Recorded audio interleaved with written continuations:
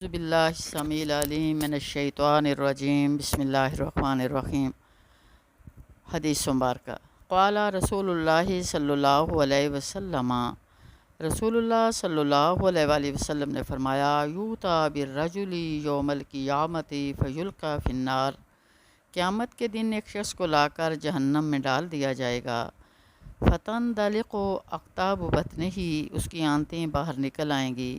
فیدور بہا، اور وہ ان کے ساتھ اس طرح چکر کاٹے گا، کما یدور الحمار فی الرحا، جس طرح چکی میں گدھا گھومتا ہے۔ استغفر اللہ۔ فیجتمع الیہ اہل النار، جہنم والے اس کے گرد جمع ہو جائیں گے۔ فیقولون یا فلان، اور ان سے کہیں گے، اے فلاں تمہیں کیا ہو گیا ہے؟ ما لکا الم تکن تامر بالمعروف وتنہا عن المنکر، کیا دنیا کے اندر تم امر بالمعروف اور نہی عن المنکر کرتے نہیں رہے؟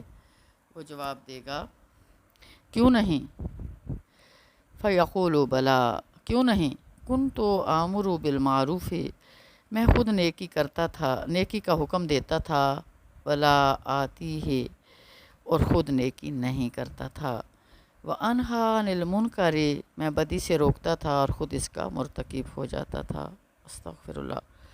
مفہوم: ایک داعی اسلام مسلمان کو لوگ اس نظر سے دیکھتے ہیں کہ اس کے ہاں اس کی جان کی کوئی قدر و قیمت نہیں ہے، اور وہ اسے اللہ کی ذات کے لیے لگا دیتا ہے، حتیٰ کہ اس کی جان سے شیطان کا حصہ خارج ہو جاتا ہے اور وہ اس پر شیطان کا کوئی غلبہ حاصل نہیں رہتا، بلکہ اس کی جان کے اندر اس کا اپنا حصہ بھی نہیں ہوتا۔ یہی وجہ ہے کہ آپ دیکھ سکتے ہیں کہ لوگ ایک مسلمان کے اقوال و کلمات سے زیادہ اس کے کردار و افعال سے متاثر ہوتے ہیں۔ یہی سے یہ بات ضروری ہو جاتی ہے کہ ایک داعی اسلام اپنے کردار و افعال میں وقت، نگاہی اور پوری سچائی سے کام لے، اور اس بات میں پوری دیانتداری برتے کہ اسے کیا کرنا ہے اور کیا نہیں کرنا، بلکہ یہ ضروری ہے کہ اس کا کردار، اس کے اقوال اور عمل و صورت ایک جیسا ہو، ورنہ لوگ اس کی نقل کریں گے اور اس کے اقوال کو بھول کر یا عمدن بلا کر اس کے افعال کی پیروی میں لگ جائیں گے، اور اس کے نتیجے میں اسے اپنے گناہ کا بوجھ بھی اٹھانا پڑے گا، اور اس کے ساتھ ان کے گناہوں کا بوجھ بھی۔ زیر نظر حدیث دائیوں کے ایک گروہ کے برے انجام کی واضح اور دقیق تصویر کشی کرتی ہے۔ اس گروہ پر بولنے اور باتیں سنانے کا جذبہ طاری رہتا ہے، لیکن اس کے ساتھ عمدہ اور پاکیزہ کردار کا وجود نہیں ہوتا۔ ایسے لوگوں کا قیامت میں یہ انجام ہوگا کہ جہنم کے داروغے اور محافظین انہیں بیڑیوں اور زنجیروں میں جکڑ کر لائیں گے اور انہیں جہنم میں پھینک دیں گے۔ اس برے اور بھیانک انجام کو دیکھ کر اس کی ہولناکی کی بنا پر ان کے اعصاب جواب دے جائیں گے اور ان کے جوڑ ایک دوسرے سے علیحدہ ہو جائیں گے، اور ان کی آنتیں باہر نکل آئیں گی، اور پھر وہ ان آنتوں کے ساتھ اس طرح چکر کاٹیں گے جس طرح چکی میں بندھا ہوا ایک گدھا چکر کاٹتا ہے۔ پناہ خدا۔ اس موقع پر اہل جہنم کے گرد جمع ہو کر بڑی حیرت اور تعجب سے انہیں پوچھیں گے کہ لوگوں، آپ کو کیا ہو گیا؟ آپ نے کس جرم کا ارتکاب کیا؟ کون سا گناہ کیا؟ آپ تو ہمارے علماء اور ائمہ تھے اور ہمیں نیکیاں کرنے کا حکم دیتے تھے اور بدی سے روکتے تھے۔ وہ جواب دیں گے، تم نے بالکل صحیح کہا، ہم تمہیں امر بالمعروف اور نہی عن المنکر کرتے تھے، لیکن اپنے آپ کو نیکیوں سے محروم رکھا، کیونکہ جس نیکی کا ہم حکم دیتے تھے اس پر خود عمل پیرا نہیں ہوتے تھے۔ اس سے زیادہ کبھی بات یہ ہوتی ہے کہ جس منکر اور بدی سے ہم دوسروں کو روکتے تھے اسے خود نہیں رکتے تھے۔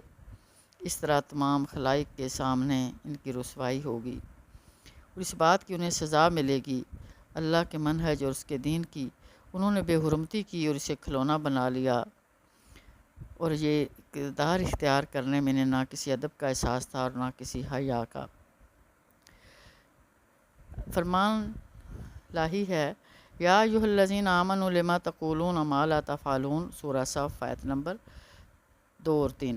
کبر مقتا عند اللہ ان تقولوا ما لا تفعلون، اے لوگو جو ایمان لائے ہو، تم کیوں وہ بات کہتے ہو جو کرتے نہیں ہو؟ اللہ کے نزدیک یہ سخت ناپسندیدہ حرکت ہے کہ تم کہو وہ بات جو کرتے نہیں۔ اتأمرون الناس بالبر وتنسون انفسکم وانتم تتلون الکتاب افلا تعقلون، سورہ بقرہ آیت نمبر 44۔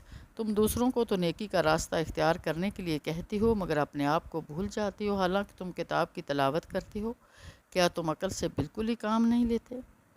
حضرت شعیب علیہ السلام کی حکایت کرتے ہوئے اللہ تعالیٰ فرماتا ہے وَمَا أُرِيدُ أَنْ أُخَالِفَكُمْ إِلَىٰ مَا أَنْهَاكُمْ عَنْهُ سورہ ہود آیت نمبر 88۔ اور میں ہرگز یہ نہیں چاہتا کہ جن باتوں سے تم کو روکتا ہوں ان کا خود ارتکاب کروں۔ نبی صلی اللہ علیہ وسلم کا ارشاد ہے شب اسراء میں میرا گزر ایسے لوگوں پر ہوا، یعنی شب معراج کے موقع پہ، جن کے اونٹ آگ کی کینچی سے کاٹے جا رہے تھے۔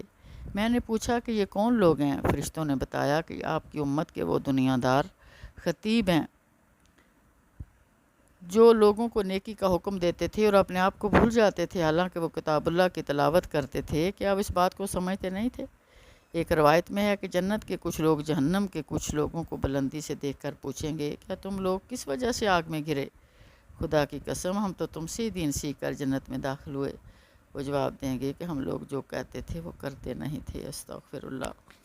دعوتی اور تربیتی پہلو اس حدیث کے اندر اس بات کی ضرورت ہے کہ مسلمان کا کردار، خاص طور پر اس کا شخص کا جو لوگوں کو دعوت اسلام دینے کے عمل میں مصروف اور اس کے قول کے مطابق ہونا چاہیے، ورنہ وہ خود گمراہ ہوگا اور دوسروں کو بھی گمراہ کرے گا، اور اس طرح وہ اپنے گناہوں کا بوجھ بھی اٹھائے گا اور اس کے ساتھ دوسرے لوگوں کے گناہوں کا بھی بوجھ اٹھائے گا۔ قول و فعل کی مطابقت کے لیے چند باتیں۔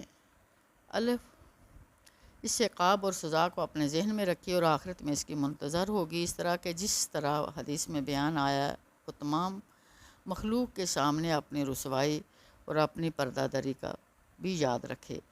اس بات کی ضرورت ہے کہ مسلمان کو امر و نہی جو حکم بھی پہنچ جائے اس پر وہ عمل پیرا ہو جائے، خواہ حکم دینے والا اور نہیں والا خود کو کوتاہی نہ کر رہا، اس لیے اس کوتاہی کا وبال خود اس پر پڑے گا۔ کل نفس بما کسبت رہینہ، ہر متنفس اپنے کسب کے بدلے رہن ہے۔ ولا تزر وازرۃ وزر اخری سورہ فاتر آیت نمبر 18۔ کوئی بوجھ اٹھانے والا کسی دوسرے کا بوجھ نہیں اٹھائے گا۔ ولیس للانسان الا ما سعی سورہ نجم آیت نمبر 39۔ اور یہ کہ انسان کے لیے کچھ نہیں ہے مگر وہ جس کی اس نے کوشش کی، صحیح کی۔ جہنم کی آگ سے ڈرنے اور بچنے کی ضرورت خواہ کھجور کا ایک ٹکڑا دے کر کیوں نہ ہو بچاؤ کیا جائے، اس لیے کہ جہنم کا عذاب بڑا سخت ہے اور اس کی شدت اس درجے کی ہوگی کہ اصحاب جواب دے جائیں گے اور جوڑ جوڑ ایک دوسرے سے جدا ہو جائیں گے اور آنتیں بڑی رسوا کن اور کبھی صورت میں باہر نکل آئیں گی۔ وآخر دعوانا ان الحمدللہ رب العالمین وما علینا الا البلاغ۔ اللہ تبارک و تعالی ہم سب کو عمل کی توفیق عطا فرمائے اور اس برے انجام سے ہر مومن کو اور ہر واعظ اور نصیحت کرنے والے کو بچائے۔